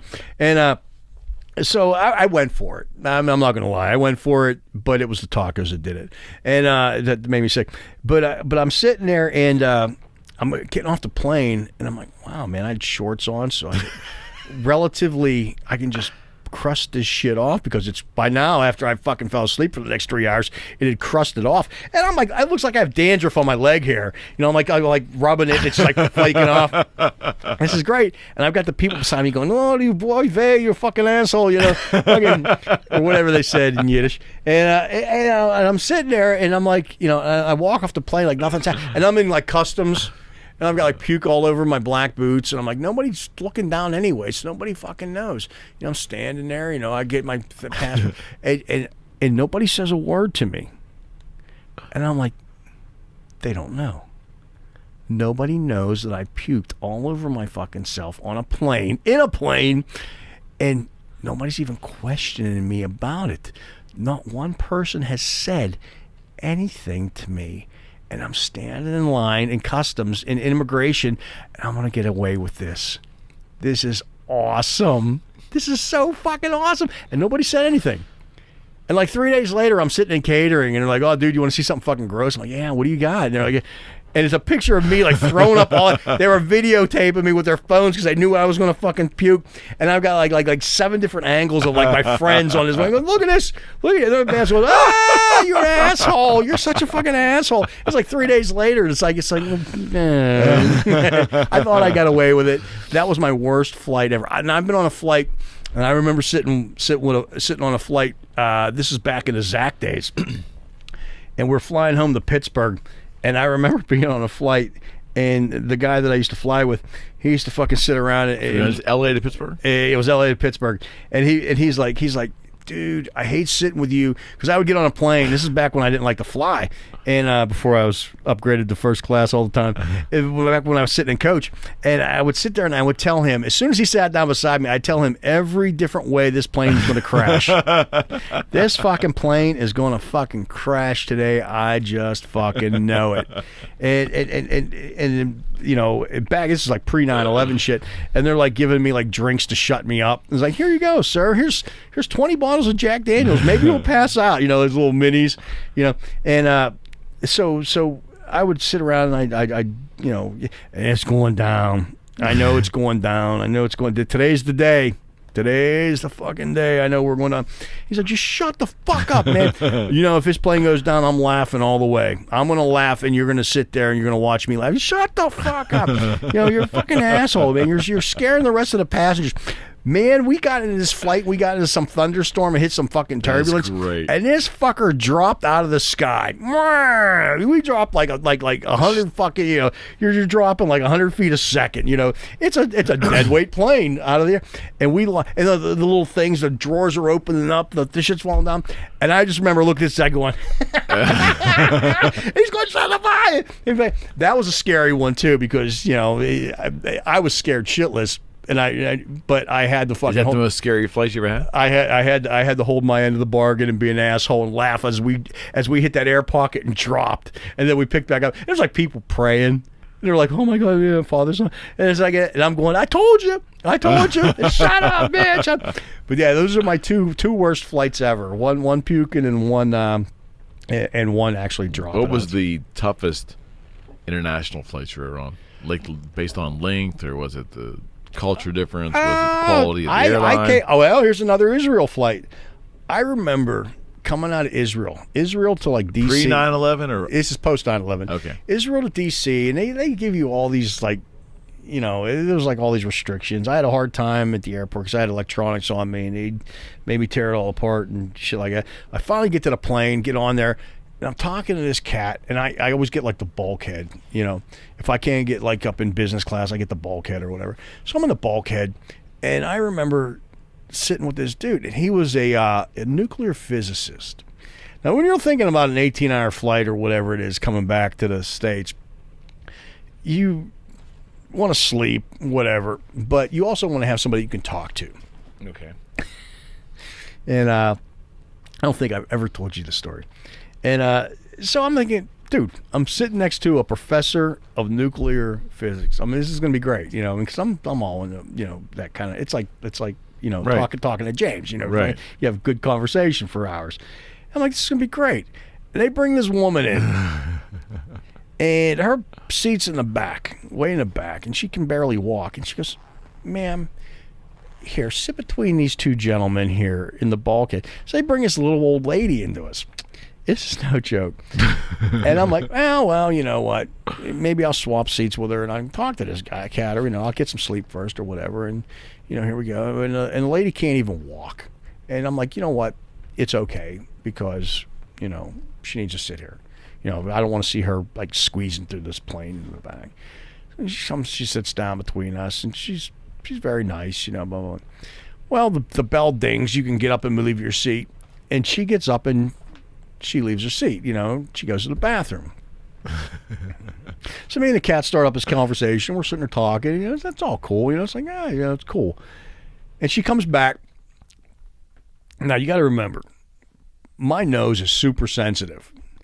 I could smell her coming back from the bathroom before and this is an 18-hour flight. And this is like, 35 minutes. Oh, what particular smell was it, Fred? It was bad. It was bathroom smell. And what she had done is she must have had diarrhea. And the trail, and this is no joke because you always see it like in like movies or whatever, the trail of dirty diarrhea toilet paper that was stuck to her and the back of her outfit. And the stewardess was trying to stop her before she sat down in the plane, and the steward said, "Please stop, ma'am." And she sits down. She goes, "Yes," and it's just like, and you heard and you just see this guy going, and you see me, and I'm trapped against the window. So I've gotten paid back. This was actually, so my payback was from Israel was me puking because the old lady happened first. But yeah, so I mean those are my worst flights ever. Bodily excretions. How did they resolve that? I mean, did they? Oh, no. She sat there for the next fucking 17 and a half hours. And I sat there in misery with my head against the window. And Coach. Oh, my. Yeah. No, it was Coach Bulkhead. And I'm like, you've got to be. And it's a packed flight. And it was just like 17 and a half hours to D.C. or whatever the fuck it was. Or wherever. That's fucking ridiculous. Oh, dude, it was terrible. It was terrible. So they're on my conversation with to find out about nuclear physics, But those are my worst flights ever. There's got to be another crazy freaking airline story in there, right? Come on, Fred. Yeah, there's fucking stories, but dude, this one goes back to early Zach Wild days. Man, we were in Japan, and we were over there with Pantera, and we were just raising hell with those guys over there.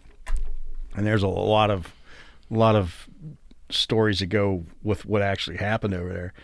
But they gave us a bottle of Crown Royal and it was no whiskey. Zach just drank beer.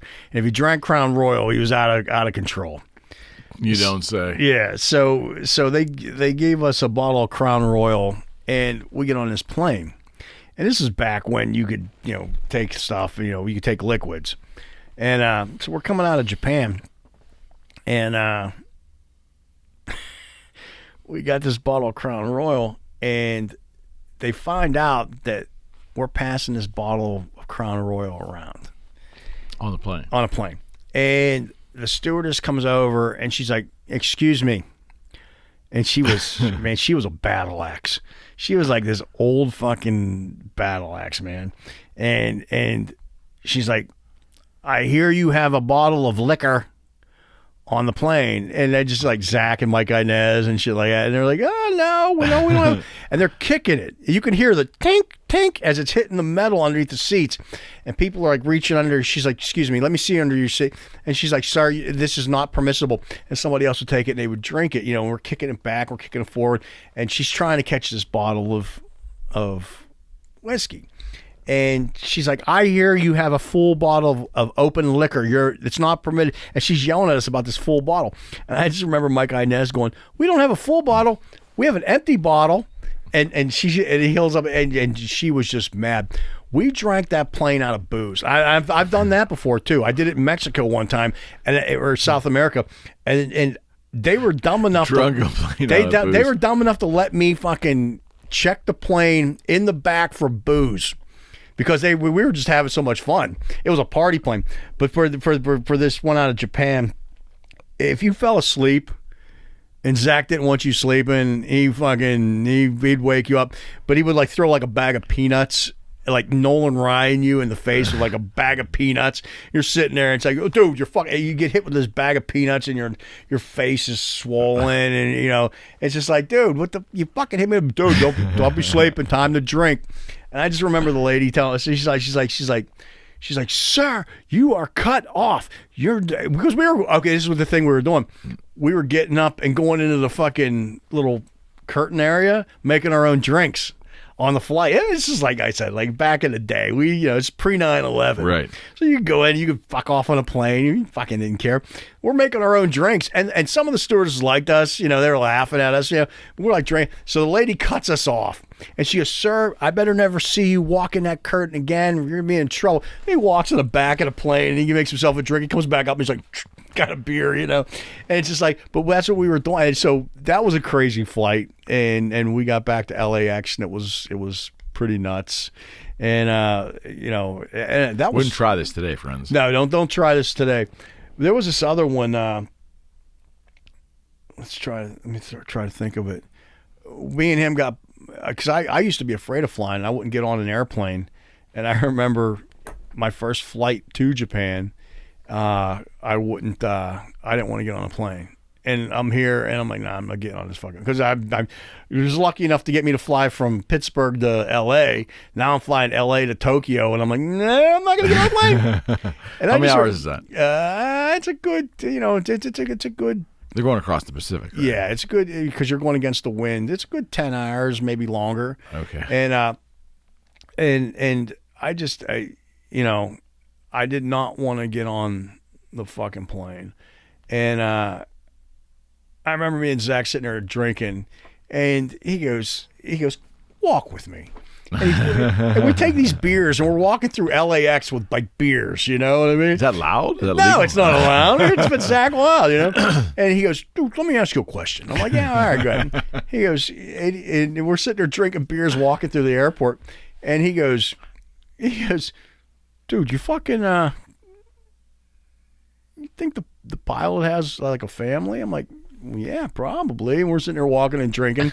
Probably. And he goes, I think he's been doing his job for a while. I'm like, yeah, probably. I'd hope there was a good pilot. He's been doing it for a while. When somebody's just getting up there and flying a duck, you think he has a family and wants to see him? I'm like, yeah. He goes, you think he wants to crash this plane? I'm like, no, not really. He goes, good, get the fuck on the plane. And fucking, but it was right then when the cops came up to us and said, hey, what do you guys think you're doing? He's like, we're talking. Like, yeah, no, I mean, with the beers, you're not allowed to bring a beer into the airport. He's like, oh, the guy goes, get rid of it. He goes, oh, yeah, all right. And he chugged his beer. And it's just like, we're going to jail, man.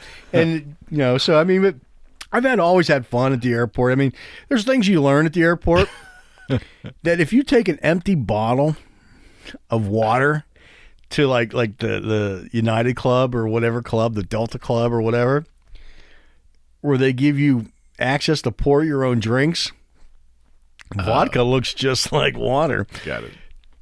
A tan tequila looks just like a ginger ale.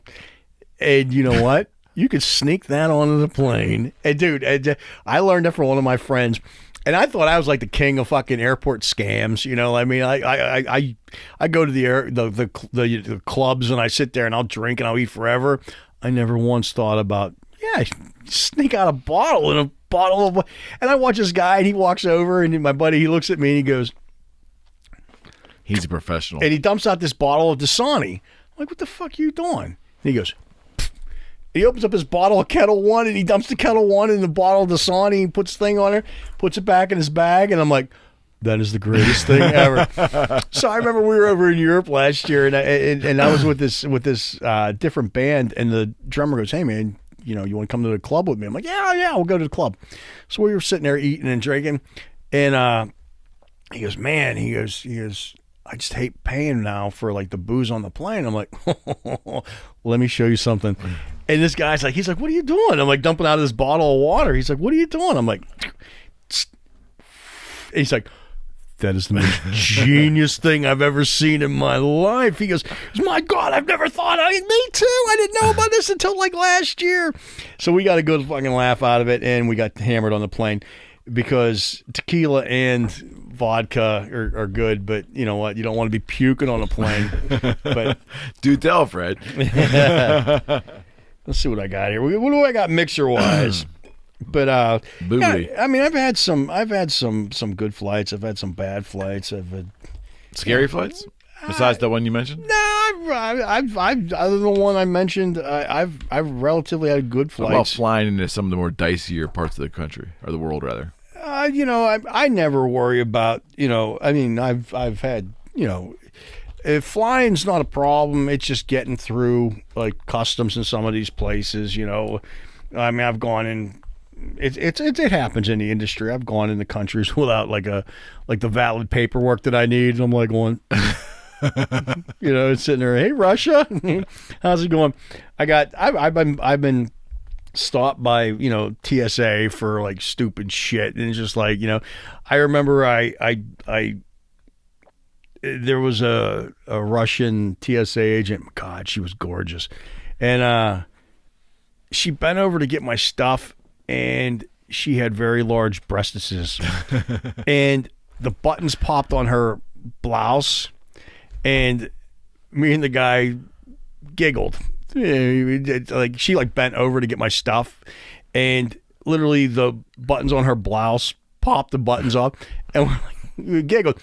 I just remember her sitting up going, "Do you think there's something funny about this? Maybe." And she's like, "Maybe if we interrogate you in the eye," it's just like, no, there's nothing funny at all, because you don't want to fuck around in Russia. You don't want to fuck around in another country and get popped over there, and so I mean, but literally flying. I've gone from a fear of flying to. That I only sat in the back. You know why I sit in the back of an airplane, Eric? I sit in the back of the airplane because when you see a crash on TV, that's the only thing that's left is the tail. And so I would suck it up and I would take like the last seat. It's like, no, I'll sit in the last seat. And they're like, oh, sir, we could move you up. No, Nope, I really don't think that's what I want. I would rather sit in the last seat because that's the only thing that's left in the video on a plane The seat crash. doesn't recline all the way, does it? No, you know what? I could care fucking less. Oh, I do. Sorry, talking about that. I remember flying I missed my flight to Germany. And I remember sitting there, and I had to fly standby the next day. Okay. And I'm flying to Germany for a European festival. And I remember sitting there going, my God, here I am sitting in the back of the plane. And I've got the entire back of the plane, the entire row to myself. Right. Nobody's here. Nobody's going to come down. I'm going to sleep my entire flight to Germany. This is going to be great. And as I look up, the stewardess is walking, and this woman is crying. She's crying uncontrollably, and she's crying, and she's crying, and she's crying, and I'm thinking they could go anywhere else but the two seats that I have here. You can stop anytime now. You can stop. You can stop. You can stop. You can stop. You can... Fuck. And she puts this cry. So the woman wants to sit in the back of the plane because she knows she's going to be crying the entire flight and doesn't want to disturb the other passengers. So she moved from her seat, her middle seat, up in the front of the plane. It's noble. So I'm not going to sit in a fucking middle seat. But she decides that she's going to come back and sit with me in the last row of the fucking plane. And she's like, you don't mind, do you? And I'm like looking at this chick crying. I'm like, you gotta be fucking kidding me. I'm the nicest guy in the world, but all I wanted to do was get some fucking sleep, and it's all right. She goes, I'm sorry, I'm crying. And I said, it's okay. I'm sure you got a reason for it. That's great. So I went to go to sleep.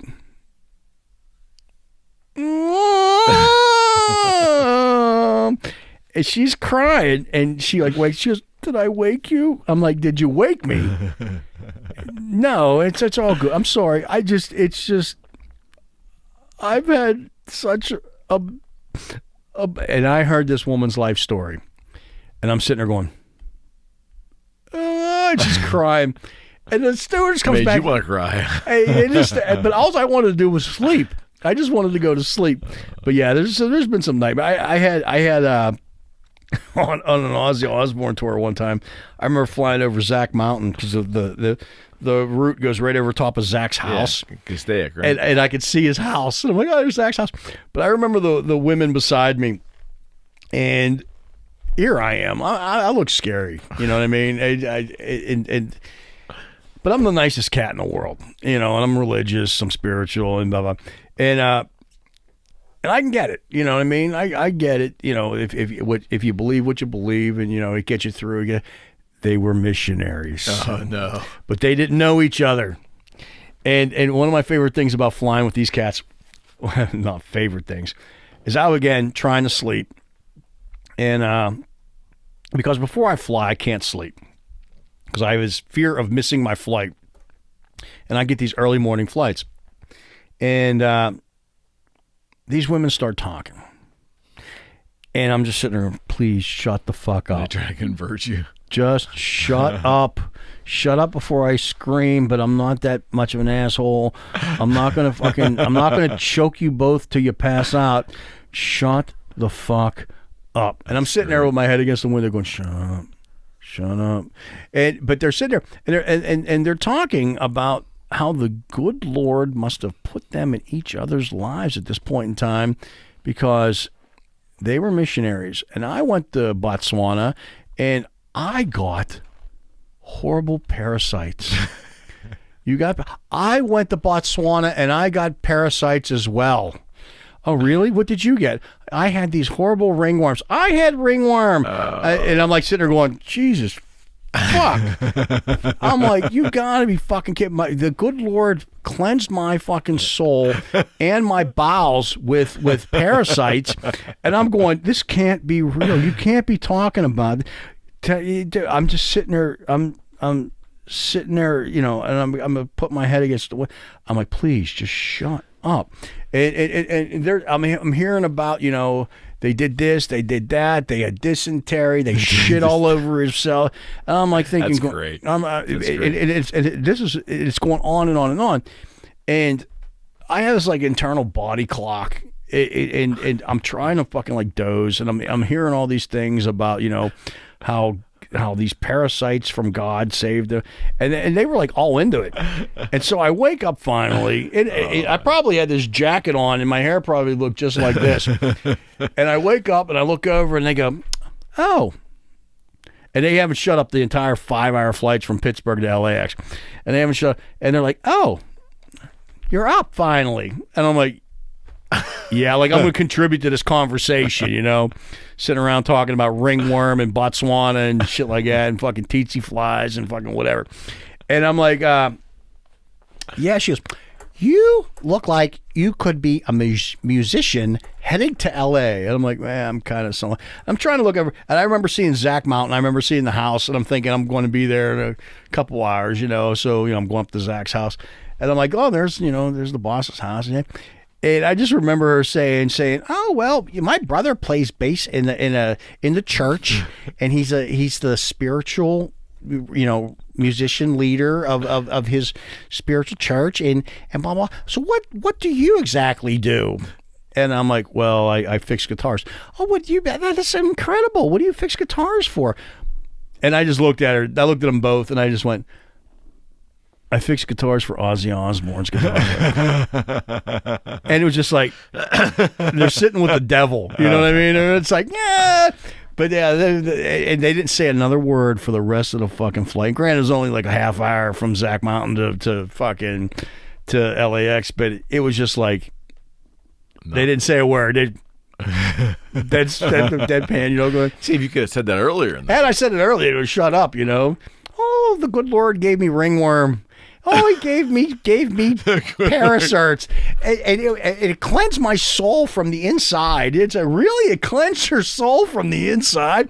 You got fucking parasites, but I was able to relate to the people that I was trying to bring the good Lord's message to. Really, what's the message? Don't drink the water. Don't fucking, hey, check it out. It's as bad as me and my salmonella. But fucking, I didn't hear anybody saying, "Hey, look, fucking Ganush fucking wants you to fucking get some ringworm. Fucking, I got salmonella." But no, that ain't gonna fucking, I'm not out bragging about it. I guess I kind of was on the fucking show, but it's not like, "Hey, look, fucking Ganush fucking gave me fucking salmonella." It changed me. No, it didn't fucking change me. I realized that fucking, hey, guess what? I've been sick for fucking years, and now I feel a hell of a lot better, you know? It's called medicine. Get rid of it. You know? Fuck me, man. God, this is actually not bad. I mean, it's almost gone. You can kill it off. Yeah, I'm sure we will. Ganush. I said Ganush in the last thing. I couldn't think of what it was. It's Hindu, the Indian religion. And when we did the Raj story, it's Hindu. Right. And I said Buddhist. I'm sorry to all you Buddhists. You know, they're so peaceful. They didn't even want to fucking beat my ass about it. Ganush. I don't even know. Is that a real thing? It's Shiva, Ganush, whatever, man. I got to brush up on my. I got to get back on a plane and brush up on my world religions. Dude, the book has to come out, man. I mean, seriously, the book has to come out. There's just too much goodness there. What's funny is when we did the piss break, I got a update from the guy from my book, and he's like, "Keep writing." So we'll see what happens. Chapter 1's done. You need more than that. I know, but it's just like, where do you go from chapter 1? It's like, I've got so much to tell, you know. But that's the thing, you know. I don't want to offend anybody, and I don't want to get sued. And you know, so can they sue you if it's the truth, though? You got to prove it. I mean, I got a lot of this shit on video, because that was a thing back in the day. Is I like videotaped everything, but I don't want to, you know, I don't want to throw people under the fucking bus.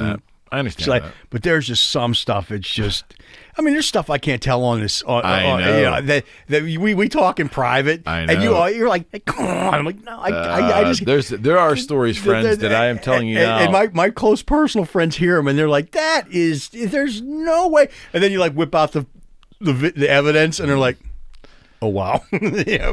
I'm just gonna say this.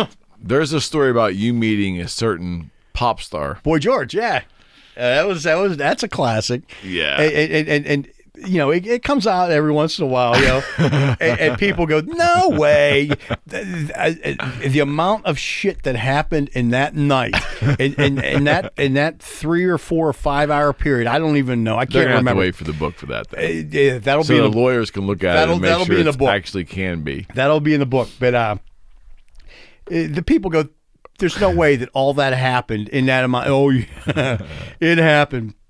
And you know, but you know, it was great. Is I always, you know, the people that have heard these stories 1,000 times, you get like girlfriends or wives or whatever, and they're going, not that story again, not that story again. And it's just like, somebody's like, dude, just tell me the greatest rock and roll story ever told. And I'm like, and you sit around, you know, that might be the greatest rock and roll story ever told. By far, on this show, the greatest rock and roll story that's never been told. Yeah. Unfortunately, I can't do it. But you could. But you get certain people are like, not again. No, because they know it's the greatest story ever. Dude, it's just, and it's like, really, that happened. And this is the plug for my book, folks. And they're like, so you have to buy the book. But it's like, dude, there's no way. And you sit around and you think of like the cast of characters, and you go, oh my god, that's insane. That's insane. But you know, again, I'm looking forward to 2021 where I can go out and do this shit again. Maybe. Mm-hmm. You know, hopefully I'll get with a good band. And is this still like is touring still? How do I say this? I'm sure the experience for you touring has changed as life has changed, as all that. But is it still fun? Like, did you realize that you really missed it now that you had a time off? Yes, that's the key, Eric.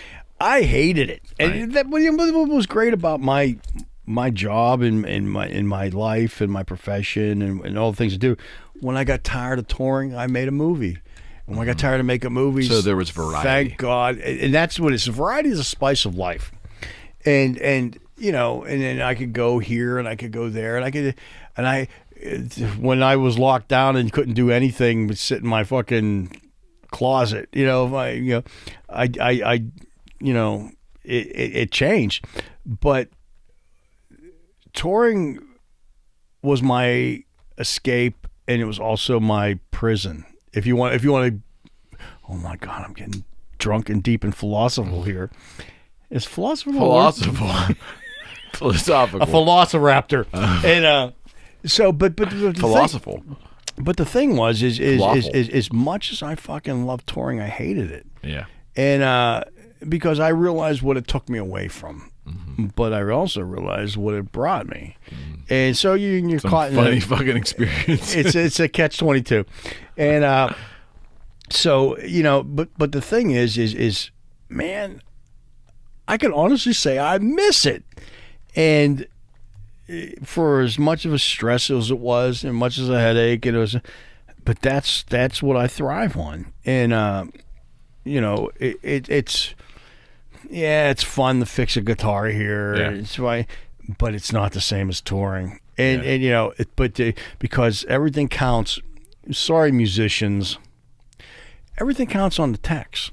Yeah. If your shit's not up to fucking par, you can go out there and play all you want, and you're not hear a fucking sound. Right. But it's these cats that are behind the scenes that make it work. And I have a deep respect for all my brothers and sisters that make these shows happen. There's like, you know, you see these rock stars out there, and they go out and they play, and it's like, yeah, we're the best. Yeah. And everybody fucking loves them. Guess what? They work an hour a day, hour and a half a day. You're talking to cats that fucking work, you know, 12 hours a day, 16 hours a day to make this happen. And there was plenty of times on Megadeth where the show wouldn't have went on, and the Megadeth crew, Willie G, Tony, Brian Hartley, these guys saved the day. And it's a testament for how good these guys are at their gig. But we were at places where shit was spliced together with like saran wrap, and it's like held together, and the show went on. Right. And so, but those are the challenges that I missed. Right. And yeah, I sat home and for as much as I bitched that I wanted a vacation, no, I want to go back to work. I'm looking forward to making a movie. Looking forward to making TV. I'm looking forward to going back on tour again. TSO went and did a one-off thing, and one of my buddies worked it because there's an East Coast and there's a West Coast. Right. Well, they hired the West Coast guys to do the show, which I didn't mind because I was working on a TV show anyway for a week, for a couple days, and so it was fun, what I mean. But I was like, I don't miss it. But when I watched the show, I was like, yeah, I missed it. I wish I was there. But I mean, it is what it is. 2021. I'm actually optimistic. Me too. So I woke up on January 1st and went, nah, shit's still the same. Is that magical? Like, we think there's some kind of magic, like fairy dust in the air. Really, that you start breathing officially on the 1st of January every year. It doesn't happen. Every year. Every year. You start out like that. Remember, I was king of the world 2020. I'm like, yeah, I'm the king of the world. It ended up being coal dust. I got it. It was coal dust. Yeah, it's just king of all bad decisions. And but you know what I mean? I started out strong, and again, but here's the thing, though. Again, we're going to get back to this when we, I looked and saw what was really important. Yeah. And I looked and saw who the people were that were really important. And I looked and saw what were the things that were really important. The people that stood with me, they're important. The people that fucking had other things in mind and fucking, fuck you. There's cats that I stay in contact with. Right. And there's cats that I don't. You know what I mean? And that shows you who's important. No doubt. There's people that hold you up. There's the things, again, like I said, for the 20th time, I learned more about myself in 2020 than I found myself, the things that I had just glossed over. Right. And you make it was 2020 was a year of reflection. You start out great, you get humbled, you come back and say, you know what, I can make this better. So that gives you the springboard for 2021, where you can sit around and say, hey, look, it's 2021. Can I keep up these antics? Can I maybe sometime in, let's just say sometime in June or July, puke on a plane? Let's just say, can I become a fashion photographer somewhere down the line? Will my bugs still be right? Will my bugs be relevant? Will my Venus flytraps come back from being dead, from being squashed? Is it a? We'll wrap this up. Do you think there's a possibility that we may see an incredible time in this country, like the Roaring 20s were 100 years ago? There was just I don't know, like it just where everybody is past this. There's like for lack of being too esoteric, not that it will be a renewal, but everybody will just simply want to go out and start really vivaciously living life. So here's what it is. And we've talked about this on other shows as well, and we pointed out, at this time, in the past 500 centuries or 500 years.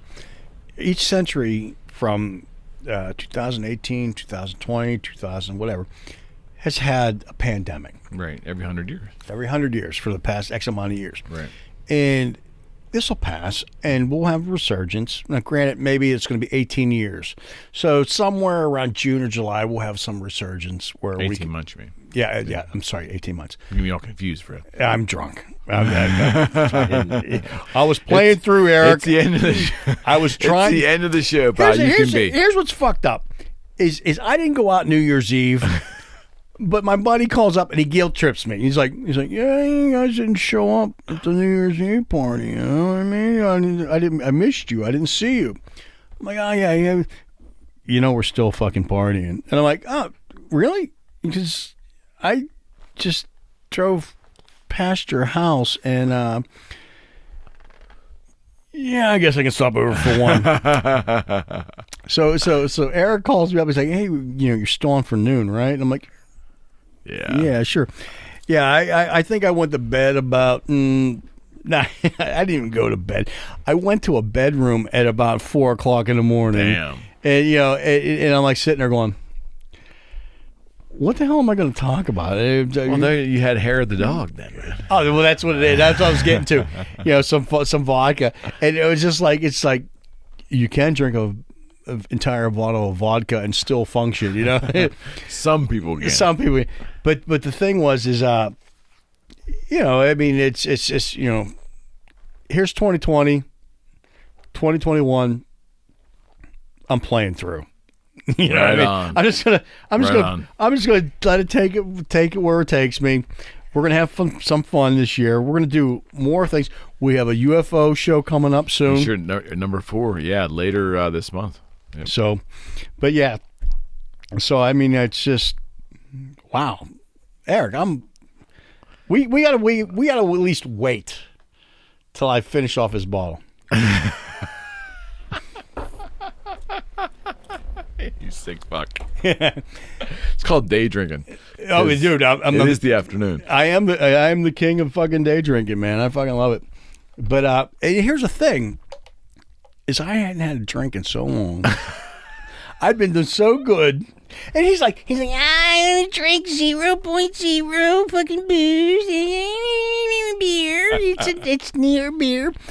But he brings me like a fifth of fucking vodka. It's not near beer. There's zero beer in this. It's like he's like, will you come on the show if I bring you booze? It's like what do you think I'm gonna do? I'm broke. I haven't worked in fucking months. Yeah, sure. I don't pay for guests. I want you to know that. I don't bribe anybody. There happens to be booze around. It just happened to be here. This is, and oh my God, could I get any more feminine? It's Pink Whitney, but it is the Barstool Sports New Amsterdam pink lemonade flavored vodka. And it's like some kind of award-winning shit. So, yeah, and salute to Dave Grimm. Dude, thank you, Dave. Because I drank your booze you left, sucker. All right, let's wrap this up, bro. We're done, man. We're done. Salute. There's nothing in there. You got to drink a whole new near beer. Near beer. Happy 2021. Yeah, happy 2020. The best, everybody. And stay tuned. Lots on the channel. Lots of crazy shows. Beyond, even beyond the UFO shows that are coming up, which have been extremely successful. And we thank Freddie and I both thank you for that very much. Looking forward to it. All right. Take care, guys. I hope Salute. you enjoyed my drunken ramblings. Don't take any wooden nickels. Don't take any wooden nickels.